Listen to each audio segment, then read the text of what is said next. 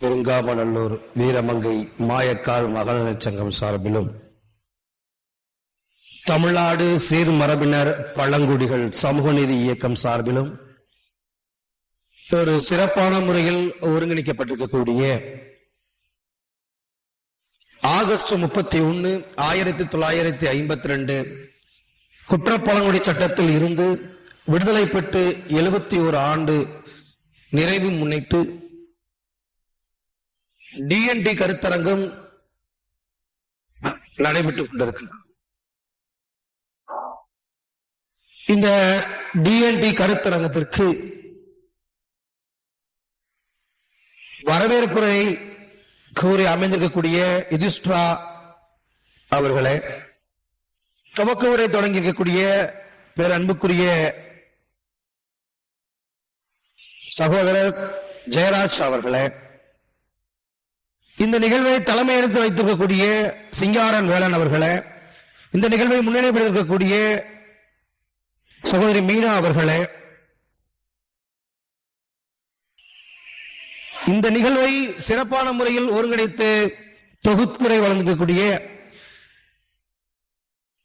எனது உடன்பிறவா சகோதரி பேரன்புக்குரிய பாசத்துக்குரிய அக்கா செல்வ பிரித்தா அவர்களே, இந்த நிகழ்வில் சிறப்பான ஆக்கப்பூர்வமான அறிவுபூர்வமான கருத்துக்களை வழங்கக்கூடிய சான்றோர்களே, பெரியோர்களே, உங்கள் அனைவருக்கும் என்னுடைய புரட்சிகர வணக்கத்தினை தெரிவித்துக் கொள்கிறேன். உறவுகளே, இந்த டிஎன்டி கருத்தரங்கத்தினுடைய நோக்கம் என்பது ஏதோ காலம் காலமாக ஒரு சமூகத்தை, ஒரு குறிப்பிட்ட ஒரு பரம்பரை வகுப்பினரை மட்டும் திட்டமிட்டு குற்றவாளிகளாக்கி அவர்களை குற்ற சமூகமாக ஆக்கிவிட்டார்கள், அந்த களங்கத்தை துடைக்க வேண்டும் என்பதற்காகவோ அல்லது இதற்கு முன்னால் ஆங்கிலேயர்கள் ஆட்சி காலத்தில் அவருடைய கொடுமை அரங்கேறிக்கிறது என்பதை நினைவு கூட்டுவதற்காகவோ மட்டும் இந்த நிகழ்வு ஒருங்கிணைக்கப்படவில்லை. இந்த மண்ணில் சுதந்திரம் பெற்று 70 ஆண்டுகளுக்கு மேலாக ஆகிறது. ஆனால் இன்னும் இந்த மண்ணில் சுதந்திரம் பெறாத, முழுமையாக சுதந்திரம் பெறாத சமூகம் இந்த மண்ணில் இன்னும் ஏராளமாக இருக்கின்றது. அந்த வரிசையில் பார்த்தால் இந்த டிஎன்டிக்குள்ளே வருகின்ற அந்த 68 சீர்மரபினர் மக்களும் அதை சார்ந்திருக்கக்கூடிய மக்களும் இன்னும் முழுமையான சுதந்திரம் பெறவில்லை. சுதந்திரம் என்றால் ஏதோ கொடிகளை ஏற்றி கோட்பாடுகளை சொல்லி நமக்கெல்லாம் இனிப்புகளை வழங்கி நாம் எல்லாம் சுதந்திரமாக வெளியே வந்து விட்டோம் என்ற மனைப்பாடு, நிலைப்பாடு கிடையாது. சுதந்திரம் என்பது அடிப்படை உரிமை எங்களுக்கு வேண்டும். கல்வி உரிமை வேண்டும், பேச்சு உரிமை வேண்டும், கருத்துரிமை வேண்டும், அதிகார வலிமையில் எங்களுக்கு பங்கீடு வேண்டும். இதெல்லாம் எங்கு பறிக்கப்பட்டுக் கொண்டிருக்கிறதோ அங்கெல்லாம் எங்களுக்கு சுதந்திரம் இல்லை. ஆக அப்படி எங்கெல்லாம் சுதந்திரம் நமக்கு பறிக்கப்பட்டிருக்கிறதோ அதை நாம் சுதந்திரமாக நாம் எண்ணிக்கொள்ள முடியாது. இன்னும் அப்படி எண்ணிக்கொள்ள முடியாத வரிசையில் இந்த டிஎன்டி மக்களும் நாமளும் இருக்கிறோம். அந்த இடத்தில் நாம் எந்தவாறு செயலை செய்யப்பட வேண்டும் என்பதை நாம் ஆழமாக கருத்தில் கொள்ளப்பட வேண்டும். அதிலும் குறிப்பாக சீர்மரபினர் பட்டியலில் 68 சாதிகள் அரசால் ஒருங்கிணைக்கப்பட்டிருக்கிறது. ஆனால் அரசால் ஒருங்கிணைக்கப்படுவதற்கு முன்பே 83க்கும் மேற்பட்ட சாதிகள் இந்த பட்டியலில் இருந்திருக்கிறார்கள். அவர்கள் எல்லாம் ஆங்கிலேயருடைய அதிகார வலிமைக்கு, அதிகாரத்துக்கு கட்டுப்படாமலும் அடங்காமல் இருந்ததனால் அவர்கள் மீது எப்படியாவது அவர்களை கொடூரமாக தாக்குதல் நடத்தப்பட வேண்டும், அவர்களை ஒடுக்க வேண்டும் என்பதற்காகவே இந்த சட்டத்தை தீவிரப்படுத்தினார்கள். அதனால் பாதிக்கப்பட்டது ஒரு சில மக்கள், இரு சில மக்கள் மட்டுமல்ல.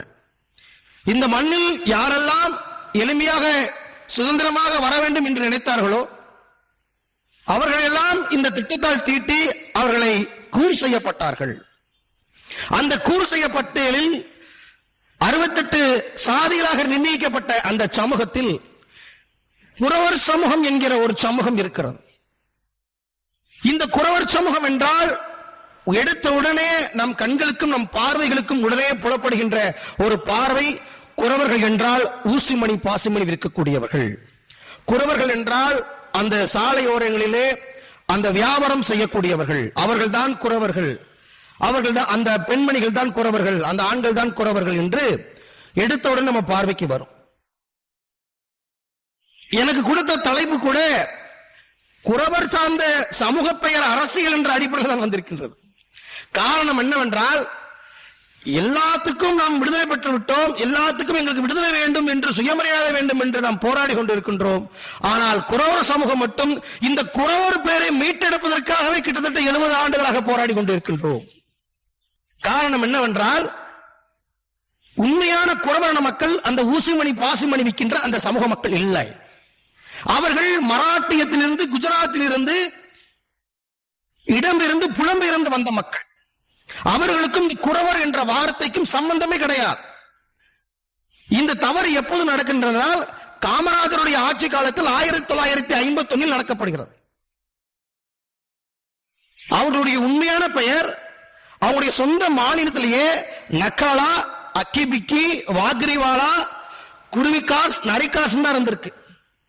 ஆனா தமிழ்நாட்டில் தான் அவங்கள நரிக்காரர் என்பதற்கு பதிலாக நக்கலா என்று சொல்வதற்கு பதிலாக அவர்களை அழைக்க தெரியாமல், அந்த நரிக்காரர் நக்கலா என்பதற்கு மொழிபெயர்க்க தெரியாமல், நக்கலா என்றால் குருவி இனங்களை, பறவை இனங்களை பிடிப்பவர்கள், பேட் கேட்டர்ஸ் என்று சொல்வார்கள்.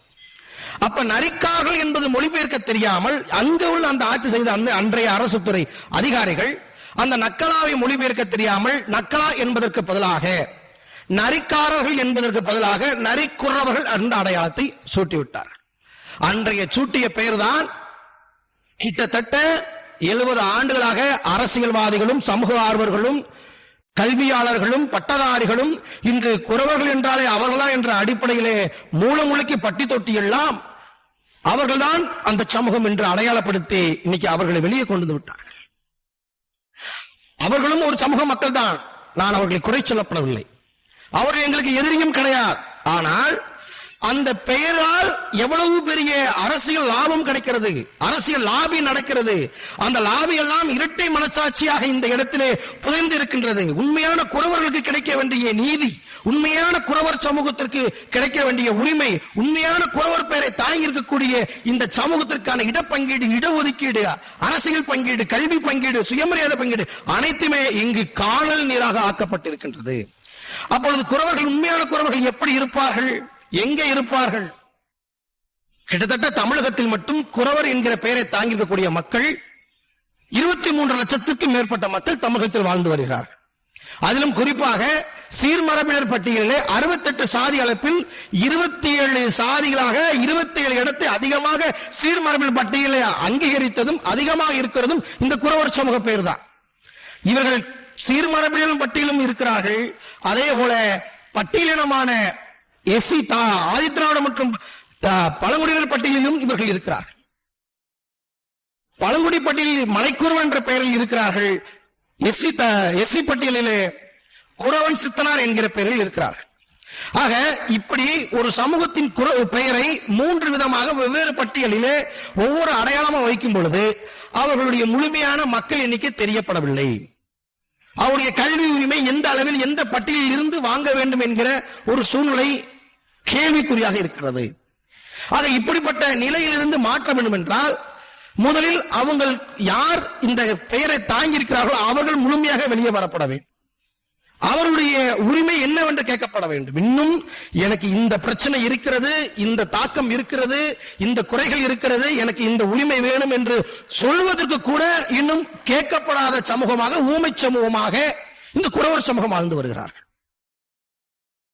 ஆக இந்த குறவர் சமூகத்தில் கிட்டத்தட்ட ஏகப்பட்ட கொடுமைகள் இன்னும் அரங்கேறிக் கொண்டிருக்கிறார். 1871 இந்த குற்றப்பரம்பரை சட்டத்தை தொடங்கி 1949 கிட்டத்தட்ட 70 ஆண்டுகளுக்கு முன்பே இந்த சட்டம் நீர்க்கப்பட்டாலும் கூட இன்னும் எங்கும் கொலைகள், கொள்ளைகள், யாராவது எந்த ஒரு கூலிப்படைகள் யாரோ செய்துவிட்டு போனாலும் கேட்பாரற்ற சமூகமாக இருக்கக்கூடிய குற்றப்பரம்பரை என்கிற அந்த பட்டியலில் குறவர்கள் என்று ஒருவர்கள் இருப்பதனால், அதுவும் பலவீனமான மக்களாக, அரசியல் அங்கீகாரம் இல்லாத, கல்வி அங்கீகாரம் இல்லாத, வேலை வாய்ப்பு, அரசியல் பங்கீடு இது போன்ற கல்வி அறிவில்லாத மக்கள் அந்த பட்டியல் அந்த ஒரு இடத்தில் இருப்பதனால், இவர்கள் எங்கு கொலைகள் நடந்தாலும் குறவர்கள் தான் செய்திருப்பார்கள் என்கிற ஒரு தவறான புத்தி இங்க இருக்கக்கூடிய காவல்துறைகளுக்கு இருக்கிறது. இன்னும் எங்கு கொலைகள் நடந்தாலும் நீர்க்கப்பட்டு 70 ஆண்டுகள் ஆகிவிட்டது. இன்னும் எங்கேயாவது கொலைகள் குற்றங்கள் எதையும் நடந்தால் குறவர்கள் தான் தெரிவிப்பார்கள் என்று குறவர்கள் குடியிருப்பு பகுதியில் போய் அவர்களை தூக்கி வந்து அவர்களை சிறைப்படுத்தி அவர்களை மிகப்பெரிய கொடூரங்களை தாக்கி பொய் வழக்கு போட்டு அவர்கள் வாழ்க்கையை சீரழித்துக் கொண்டார்கள். எடுத்துக்காட்டாக தற்போது ஜெய்பீம் என்கிற ஒரு படத்தை நீங்கள் பார்த்திருப்பீர்கள், விசாரணை என்கிற ஒரு படத்தை பார்த்திருப்பீர்கள். அந்த கதத்தில் அந்த படக்களத்தில் வருகின்ற கதைக்களம் எல்லாம், அந்த கொடூரம் எல்லாம் உண்மையாகவே இந்த குறவர் சமூகம் தாங்கி இருக்கிறது, குற்றத்தை அனுபவித்திருக்கின்றது. நாங்கள் இந்த மண்ணில் சுயமரியாதையாக வாழ நினைக்கிறோம், கல்வியாளராக வெளியே வர நினைக்கின்றோம்.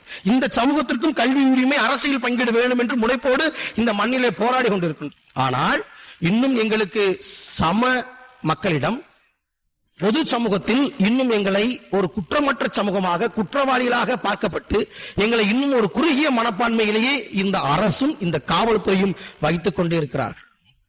அப்ப நாங்கள் பொது சமூகத்தில் இருந்து எங்களுக்கு தேவைப்படுகின்றது என்ன? எங்களுக்கு அரசியல் பங்கீடு வெகு தூரமா இருந்தாலும் அடிப்படையாக இருக்கக்கூடிய சுயமரியாதை என்கிற ஒரு அடையாளம் இந்த குறவருக்கு இல்லை. அதை மீட்டெடுக்கிறதுக்கு தான் அரசியல் என்கிற ஒரு கோட்பாடை உருவாக்கி இந்த மக்களுக்கான கல்வி, பொருளாதாரம், சுயமரியாதை போன்ற முக்கியமான உரிமைகளை வென்றெடுப்பதற்கு களமாடி கொண்டிருக்கின்றோம். இன்னும் இந்த சமூகத்தில் அதிகமான பாதிப்புகளும் இழப்புகளும் நிகழ்ந்து கொண்டே இருக்கிறது. இன்னும் கேட்பாரற்ற சமூகமாகத்தான் இந்த குறவரின மக்கள் இருக்கிறார்கள். இவர்களை இப்படி குற்றமற்ற சமூகம், குற்றப்பழங்குடி சமூகம் என்று ஒருபுறம் கூறுதீட்டி கொண்டு போட்டுக் கொண்டிருந்தாலும், ஒருபுறம் அரசாங்கம் கொடுக்கின்ற அரசு சார்ந்த சலுகைகள், நலத்திட்டங்கள் கூட இந்த சமூகத்திற்கு முழுமையாக கிடைக்கப்படுவதில்லை. நாங்கள் குறவரின மக்கள் இந்த எங்களுக்கு இருக்க இடம் வேண்டும், தங்க வசதி வேண்டும், குடியிருக்க வீடு வேண்டும், அடிப்படை வசதி வேண்டும், சாலை வசதி வேண்டும், மின்சார வசதி வேண்டும் என்று போராட்டம் செய்தால் கூட, உண்மையான குறவர மக்கள் இங்கே போராட்டம் செய்தால் கூட இங்க இருக்கக்கூடிய ஊடகமும் அரசு துறையும் என்னவென்று நினைத்துக் கொண்டிருக்கிறார்கள். உண்மையான போராடுபவர்கள் குறவர்கள் என்று நினைத்துக் கொண்டு நரிக்குறவர்கள் தான் போராடுகிறார்கள் என்று அந்த பேரை தாங்கி இருக்கிற அந்த மக்களை நினைத்து அவர்களுக்கு முன்னுரிமை போய் கொண்டு போய் சேர்க்கிறார்கள். அப்ப இந்த பெயர் இருப்பதனால், இரு சமூகத்திற்கும் ஒரு சமூகத்தின் பெயர் இருப்பதனால் சாதாரணமாக கிடைக்கக்கூடிய அரசு திட்டங்கள் கூட முழுமையாக இந்த சமூகத்திற்கு போய் சேரப்படவில்லை. பாருங்க, இன்னும் இந்த 21ஆம் நூற்றாண்டு கடந்து நாம் வந்து விட்டோம். எவ்வளவோ கோரிக்கையை வைத்து போராடி கொண்டிருக்கின்றோம். இன்னும் எங்களுக்கு அடிப்படை வசதி செய்து கொடுங்கள், சாலை வசதி செய்து கொடுங்கள், மின்சார வசதி செய்து கொடுங்கள், எங்களுக்கு கல்வி, அரசு அலுவலகங்கள் விரைவாக செல்வதற்கு பேருந்து வசதி செய்து கொடுங்கள், மருத்துவ வசதி செய்து கொடுங்கள் என்று இன்னும் 70 ஆண்டுகளுக்கு முன்பாக இருந்த சமூகம் போல இன்னும் போராடி கொண்டிருக்கின்றோம். காரணம் என்னென்றால் இதுவே எங்களுக்கு முழுமையாக கிடைக்கப்படவில்லை. அப்ப இன்னும் நாங்கள் முழுமையாக நாங்கள் சுதந்திரம் அடையவில்லை. அப்ப சுதந்திரமற்ற மக்களாக இன்னும் நாங்கள் இருக்கின்றோம். அந்த சுதந்திரத்திற்கு என்ன வழி என்பதை தீர்வுக்குத்தான் நாங்கள் வருடம் அந்த மண்ணிலே போராடி கொண்டிருக்கின்றோம் தொடர்ச்சியாக. ஆக இந்த மக்களுக்கு தேவை என்பது, தீர்வு என்பது என்ன? கல்வியும் அரசியல் பங்கீடும் கல்வியும் சேர்ந்த இந்த சமூகத்தின் மீது அக்கறை கொண்ட சுயமரியாதையும் இந்த சமூகத்திற்கு முதல் அடிப்படை தேவை. அதை நோக்கி நாங்கள் பயணித்துக் கொண்டிருக்கின்றோம். இந்த மக்களுக்கெல்லாம் அதுதான் இன்னைக்கு அடிப்படை அங்கமாக இருக்கின்றது. அதைத்தான் நாங்கள் தொடர்ச்சியாக போராடி இருக்கின்றோம். ஆக இங்க குறவர் சமூகம் என்றாலே குருவிக்கார சமூகமாக, அந்த ஊசுமணி பாசுமணி வைக்கிற சமூகமாக இருக்கிற மனப்பான்மையை நாம் மாற்றப்பட வேண்டும். மக்கள் மனதில் ஒரு எண்ணத்தை மாற்றம் செய்யப்பட வேண்டும். இது மக்கள் மனதில் மட்டுமல்ல, அரசு துறைக்கும் இது தேவைப்படுகின்றது. அப்ப குறவர்களுடைய தொழிலாக என்னவாக இருக்கும்? குறிஞ்சி நிலத்திலே வாழ்ந்து, குறிஞ்சி நிலத்தில் மலைக்காடுகள் இருந்து, வன பாதுகாப்பு சட்டம் இந்த மக்களுக்கு ஏவப்பட்டு, அதனால் மலையிலிருந்து இறக்கப்பட்டு, அந்த மலையிலிருந்து வன பாதுகாப்பு சட்டம் போட்டு இறக்கப்பட்டாலும் கூட தரைப்பகுதிகள் வந்தாலும் ஆங்கிலேயருடைய அடக்குமுறையால், ஒடுக்குமுறையால் அவர்கள் குற்றப்பழங்குடி சட்டம், வாய்ப்புட்டு சட்டம் என்கிற கொடூரமான சட்டங்களை ஏவி இந்த மக்களை இன்னும் அடுத்த கட்ட நகர்வு முன்னேற முடியாமல் வாழ்க்கை முழுவதும் சிறைப்பட்ட மக்களாக வாழ்ந்து கொண்டிருந்த மக்கள் இன்னும் முழுமையாக இந்த மண்ணிலே விடுதலை பெறவில்லை. இப்படிப்பட்ட கொடுமையை தாங்கிக் கொண்டுதான் இந்த மக்கள் வாழ்ந்து கொண்டிருக்கிறார்கள். ஆகஸ்ட் 15 வந்தோடனே சுதந்திர விழாவை கொண்டாடுகிறார்கள்.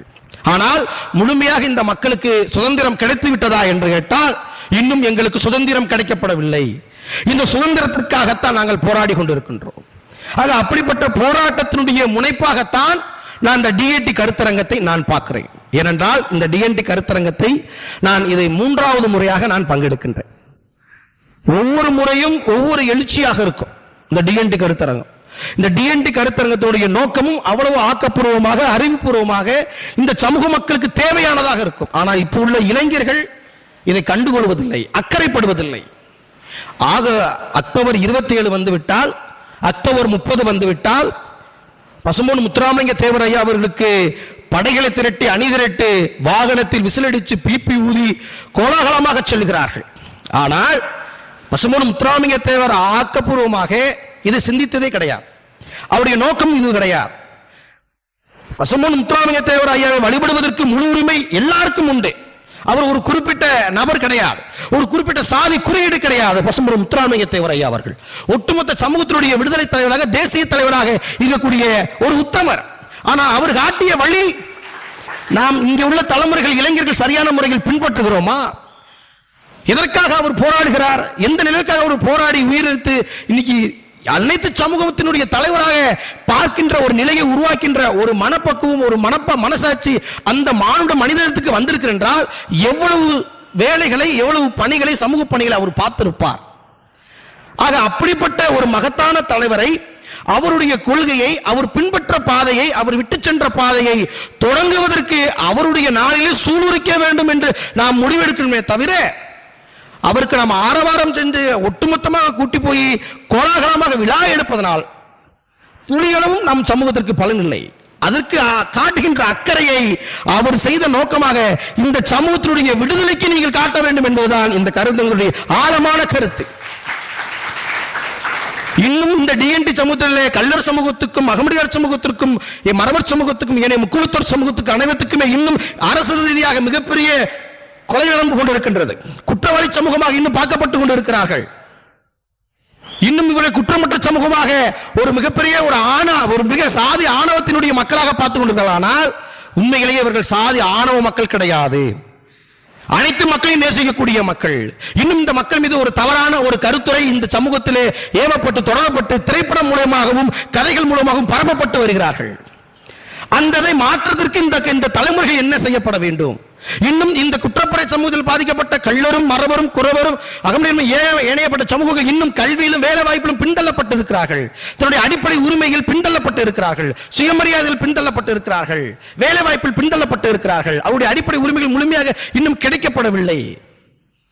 அப்படிப்பட்ட இடத்தை நாம் என்ன செய்யப்பட வேண்டும்? அங்கேத்தான் முத்துராமலிங்க தேவர் தேவைப்படுகிறார். அவர் விட்டு சென்ற பாதை இங்கே இளைய தலைமுறைகள் அங்கு நீங்கள் ஆரவாரமாக கொண்டு போனதை, அவருடைய நோக்கத்தை வெறிபிடித்து நீங்கள் இந்த கொள்கைக்கு அணிதிரண்டு போருங்கள். உண்மையிலே பசும்பொன் முத்துராமலிங்க தேவர் அங்கே இல்லை, உங்கள் மனதில் இருப்பார், உங்கள் செயலில் இருப்பார். அதைத்தான் நாங்கள் செய்து கொண்டிருக்கின்றோம். இன்னும் நாங்கள் பசும்பொன் முத்துராமலிங்க தேவரை நாங்கள் வணங்கி கொண்டிருக்கின்றோம். வருடம் வருடம் நாங்கள் பசும்பொன்னுக்கு போறோமோ இல்லையோ, இங்க இருக்கிற கோரிப்பாளையம் சிலையில் அவருக்கு நாங்கள் வழக்கம் செலுத்தாமல் போனதே கிடையாது. குற்றப்பரம்பரை சாதிக்கப்பட்ட இந்த மக்களோடு இருப்பதால் மட்டுமல்ல, அவர் ஒட்டுமொத்த தமிழ் தேசிய தமிழினத்தினுடைய தலைவர். ஆக அப்படிப்பட்ட தலைவரை போற்றதற்கு அனைத்து சமூகத்திற்கும் உரிமை உண்டு, அவருக்கும் அது உரிமை உண்டு. ஆக அப்படிப்பட்ட ஒரு தலைவரை, அவருடைய விட்டு சென்ற பாதையை இளைஞர்கள் இந்த டிஎன்டி கருத்தரங்கம் மூலமாக ஒரு சூளுரைத்து அவரை வரவேற்று அவருடைய கொள்கை பிடிப்போடு தயவு செய்து சமூகத்தின் விடுதலைக்காக வெளியே வாருங்கள், தேச விடுதலைக்காக வெளியே வாருங்கள். தேச விடுதலை என்னும் போதுதான் இந்த சமூகத்தின் விடுதலை அர்ப்பணிப்பாகும். அந்த அர்ப்பணிப்புக்கு இளைய தலைமுறைகள் நாம் தான் இதற்கு முன்னுரிமை கொடுக்கப்பட வேண்டும். ஆக அன்புக்குரிய உறவுகளே, இந்த டிஎன்டி கருத்தரங்கத்தை நாம் ஆக்கப்பூர்வமாக வரவேற்கப்பட வேண்டும். இன்னும் இந்த அடுத்த தலைமுறைகளுக்கு இது கொண்டு செல்லப்பட வேண்டும். இன்னும் நான் பேசுவதற்கு அதிக நேரங்கள் இருப்பது, ஆனால் இருந்தாலும் கூட நேரம் காலம் கருதி இன்னொரு கருத்தரங்கத்தில் நிச்சயமாக விரிவாக இதை பேசுவதற்கு நான் கடமைப்பட்டிருக்கின்றேன். எனக்கு இவ்வளவு பெரிய அரிய வாய்ப்பை கொடுத்த பிற அன்புக்குரிய சகோதரி அக்கா செல்வபிரீதா அவர்களுக்கும், சான்றோர்களுக்கும், எனது ஆசிரியர் ஐயா அரிபாவ் ஐயா அவர்களுக்கும், என்னுடைய ஆசிரியர் இன்னைக்கு அவருடைய மேடையில் ஒரு மாணவனாக நான் ஒரு கருத்துரையாளராக பேசுவதற்கு இந்த தகுதியை வளர்த்துவதும் அவரில் ஒருவர். மிக மகிழ்ச்சி அடைகிறேன். ஒரு ஆசிரியர் அமர வைத்து ஒரு மாணவன் கருத்துரை வழங்கினார். ஒரு மாணவனுடைய அழைப்புதலில் ஆசிரியரும் இடம்பெறுகிறார், மாணவரும் இடம்பெறுகிறார் என்பது இந்த மேடை. ஆக இந்த ஆளுமை கருத்தியல் தான், இந்த கல்வி மேன்மை தான் ஒரு சமூகத்துக்கு தேவை. அது எல்லா சமூகத்திற்கும் தேவை என்பதை தெளிவாக சொல்லியிருக்கிறது இந்த டிஎன்டி கருத்தரங்கம். மகிழ்ச்சி, வாழ்த்துக்கள். என்றும் நாங்கள் துணையாக இருப்போம்.